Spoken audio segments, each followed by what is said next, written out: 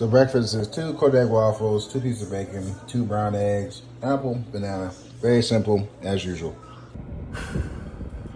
What's up, y'all? We are headed to the gym now. Today is shoulders, triceps, and pecs. So I think today, to make it quick, we're going to do a lot more supersetting today with all 3 muscle groups, just so we can get done with our weightlifting pretty early, and then going to prioritize cardio today because brother ate terribly over the weekend. I ate a lot of good shit, a lot of good food. I ate popcorn, I went to the movies, and it was extra buttery and candy and all that stuff. So yes, you guys can see my face is a little bit bloated. I'm carrying a little bit more water this week just because I lost sodium and shit during the weekend. But it is what it is.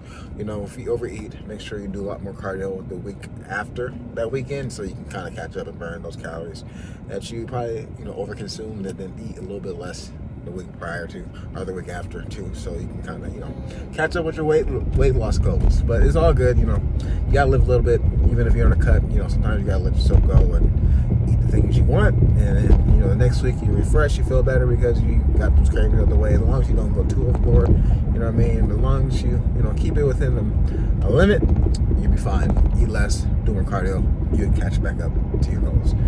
Goals aren't linear. They don't go like this. Sometimes it goes like down a little bit, down a little bit, down a little bit. That's how success really is. So, I'm not gonna be able to beat myself up too much about it. But yeah, today should be a good day. Got a decent breakfast, got caffeine in me. Got one of these Alani drinks in me for caffeine. Gotta need some more pre-workout. Got enough sleep, definitely got enough sleep, so we got a lot of energy in the gym today. And like I always say, guys, make sure you go exercise, go walk, go bike, go hike, go lift weights. I don't care what you do. Make sure you're active. That's the most important thing, is to be active every single day. Do something that gets you moving, sweating, and gets your blood pumping. But today I want to talk about diet.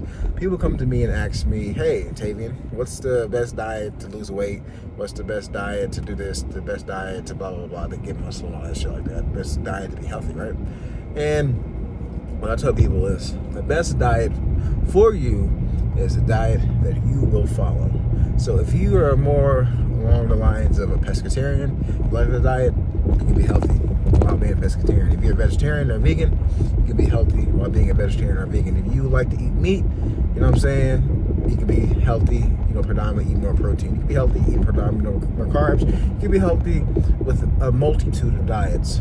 It's just all about what you'll stick to. I'm not talking about like eating bullshit and being healthy, but I'm talking about like whole food. So it's all about what you stick to, what you will eat, that you like, you enjoy, that keeps you healthy, keeps your weight off, keeps you, lean, keeps you like in good health internally. That's the most important diet, right? The thing that I preach is, I don't necessarily think there's one diet above all. Like, I don't think there's one diet that's better than another diet. I think the diet that works for you is the best. So for me personally, the diet that works for me is I like to eat a high amount of protein, moderate carbs, and lower fat. But that works for me because I know the carbs and the protein keeps me satiated longer than lowering calories and fats. Eat a lot more protein, it takes longer to digest protein, so I know that's going to keep me fuller longer. Fiber keeps you fuller longer. It makes you feel more satisfied, you know what I'm saying? So, and then, I limit my fats. And the fats that I do eat, of course, is like healthy fats. It's unsaturated fats, usually from avocados, from olive oils, from things like that, healthy fats, you know what I'm saying? But some people can, they can do a keto diet and they can eat higher fats and be healthy, you know what I mean? But I just think, in my personal opinion, the diet that works for you is the best diet. If I had to really pick a diet, I think the best diet personally, and for most people, is just a well-balanced diet. So you're getting a good amount of protein, you're getting a good amount of healthy carbs from fruits and vegetables, leafy greens, you know what I'm saying? And then you get a healthy amount of, whole grains from, fucking oatmeal, just wheat bread, things like that, you know what I'm saying? Getting your starches like your potatoes, your sweet potatoes, your white rice, brown rice, doesn't matter. You can eat any rice you want, and getting, like, of course, the protein, right, from like chicken and fish and eggs, and egg whites and yogurt, Greek yogurt, and more so, and, low-fat cheeses and things like that. So that's why I say well-balanced diet is the best diet, in my opinion. If I had to say a diet is better, just because, you get nutrients from the fruits and vegetables, like the antioxidants, stuff like that. You get the protein from the lean proteins. You're getting, like, everything you need from these different food groups. I don't necessarily agree with like fucking like demonizing one food group, like, oh, meat's bad. Meat, you should not be eating meat. Meat's bad for you. Or you shouldn't eat dairy. Dairy's bad for you. Or you shouldn't eat this food because it's bad for you. Like, every food has a con to it. It doesn't matter what it is. Every food has a con to it. Like, for example, beans and legumes. Beans and legumes are incredibly nutrient dense. They have a lot of fiber in them. They have a lot of antioxidants in them. They're really good for you, but they make you bloat. They make your stomach bloat, and it makes you feel like kind of your intestines kind of like crap, right? Or you know what I'm saying, dairy. If you're lactose intolerant, dairy is going to fuck your stomach up. But if you're not, dairy is incredibly healthy. The fats in milk is healthy. Is it higher in calories? Yes. There's protein in milk, which is, pretty healthy for you. They put vitamin D in milk, which is good for you. Like, you know what I'm saying? Like, for example, what's really demonized today is red meat. Everybody says red meat is terrible for you because of the saturated fat and all that stuff. But there's vitamin B12 and iron and a lot of other things in red meat, like beef, that's very healthy for you, that you do need every single day. If you're not supplementing with it, then you're going to be have a deficiency in certain things. So what I'm saying, like, everything in moderation is fine, but as long as you're having a well balanced diet, you're gonna be fine. As long as you're, lifting weights and moving around and doing cardio, and you having fruits, vegetables, whole grains, lean meats, or lean proteins, you know what I'm saying, and drinking enough water, 9 times out of 10, you're gonna be fine. As long as you're leaving the processed bullshit alone, like McDonald's and all these fast foods and shit, and all the, highly processed shit that's frozen and you just put it in the microwave like a hot pocket or something like that. As long as you leave that alone and eating something that comes from the ground and something that had a mom or a dad in regards to animals. All right, so if you're a vegetarian or vegan, if you're eating some soy, you know what I'm saying, or some quinoa or some pumpkin seeds, or there's a lot of great vegan or vegetarian options for protein. As long as you're doing that, you'll be fine. So I will go in more depth about that eventually in another video, but I gotta go work out. So that's my opinion on what the right diet is. But like I said, I'll go more in depth in another video about that. But as you guys know, I'll see you in the gym. Warm up on the treadmill. It's at 52-minute climb, 0.5 miles per hour. I'll be here for 2 minutes. So yeah. So today we're gonna be doing some handlebar bench press, just to really open up our chest, of course, and then I'm gonna come over here and do some easy bar tricep push downs, and then we'll do some leaning cable lateral raises to really hit our delts pretty well. And then we'll do that as a superset, and then we're gonna do something else like that. So we'll see how we're feeling, but we're feeling pretty good right now. So let's get right into it. So today we decided to just start off at 225. I usually start off with like 245, 250, but I just decided to start off at 225 just because I am on a cut and I'm getting weaker and weaker by the week, which I know is very sad, guys. Very sad. That's the only thing that sucks about cutting is you look phenomenal at the end process, but then you feel like a weak piece of fucking shit. Which then that's why a lot of people bulk again, because they start getting their fucking strength gains back and getting strong, and they feel like a beast, and like, fuck, I'm fucking a fat ass. And then you go back in that fucking toxic ass cycle of bulking and cutting rather than just staying the same size. But I'm just cutting for health and for aesthetics. I don't really care about the strength. The strength will come back when I go through my main gaining process of just trying to gain strength and lean muscle mass. I'm not trying to bulk or anything. I'm not trying to get hella big. I'm trying to gain as much muscle as possible while staying lean. So this is the main reason why I'm getting leaner, just to get a lean point. I'll get at a point of leanness that I want to be at, that looks phenomenal, and then try to gain as much muscle as possible from now on. But as you guys can see, we're supersetting. I already showed you guys, but supersetting with some leaning cable raises, as you can see, really trying to destroy our side delts. We did this the other day, so I'm just doing it again because I enjoyed the exercise. So we're doing it again. As you guys can see, I'm doing like a sweeping motion. Where I have the cable at is like where my arm naturally is, like if I put it to the side. So I'm grabbing it, doing a sweeping motion, which is kind of hitting my front delt, hitting my side delt, and hitting a little bit of my rear delt as well. But predominantly is hitting my side delt, which is the targeted movement and muscle that I'm trying to get anyway. So yeah, Really taking our time. Slow, slow, slow, slow, slow. Get that full stretch, that muscle just like that. And as you guys see, I'm looking at the motherfucker. And I look like a fucking rabid dog because I'm baring my teeth. But that shit fucking burns. These are the faces you should be making in the gym. That means you're fucking challenging yourself. And you know what I'm saying? It hurts a little bit. And moving on to tricep push down. As you guys know, this is one of my favorite exercises for tricep push down. Now, I have had to change things up with tricep push down. So now instead of doing a lot more reps, so I used to do like 12 to 20 reps, if not more. Now I'm just sticking to, 10 to 15-ish reps. So I've gotten a lot heavier. So I've gained like 30, 40 pounds on the tricep push downs. And I'm just much more focusing on going up slow, stretch, just like that. But, it's not really, a better method of, lighter weight or heavyweight. It really depends on you as a person.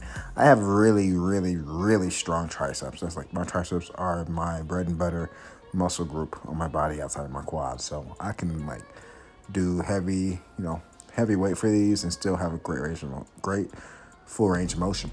And then here we go, second set of camber bar bench press, as you guys can see. And I'm taking my time. We'll see. 1, 2, 3. That was kind of fast, but I'm taking my time on way down.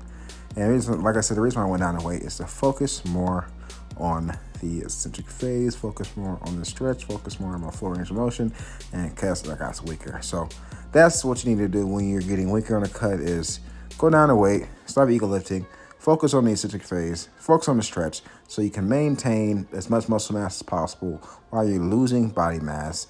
And the way you're going to do that is, of course, eating enough protein and still focusing on the full range of motion in the eccentric phase to still break down the muscle tissues to try to help you still build muscle on the cut. It is possible to build muscle on the cut. I am a testament to that.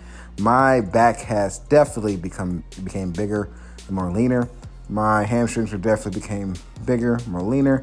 My delts have definitely rounded out, and my biceps have probably made the most progress on this cut, becoming bigger, becoming leaner while I'm losing weight. So I am a testament of you can definitely build muscle mass, definitely maintain muscle mass, but definitely build muscle mass on the cut if you're eating enough protein and you're still training around the gym. And then right after your cutting phase, like I'm going to be at, since you've been on a deficit for so long, your body is ready to absorb as much nutrients, as much food as you're going to give it once you start the maintenance phase. So then at that point, since you're eating in a maintenance phase, your body is going to use that protein as strictly for muscle building and carbs and fat for energy. Like while you're on a cut, you're eating less, you're on a deficit. So some of the protein you're eating is being used as energy, you know what I'm saying? Because you're not eating as much food as you should be to maintain. But when you're on right after a cut, you're going to be able to use that muscle or use that protein for fucking muscle building, and you're going to fucking gain muscle mass maintaining. So that's the great part about cutting is once you're done with your cut, especially if you're doing like as long as me, I've cut 25 pounds. So I've been doing this for about 4 or 5 months.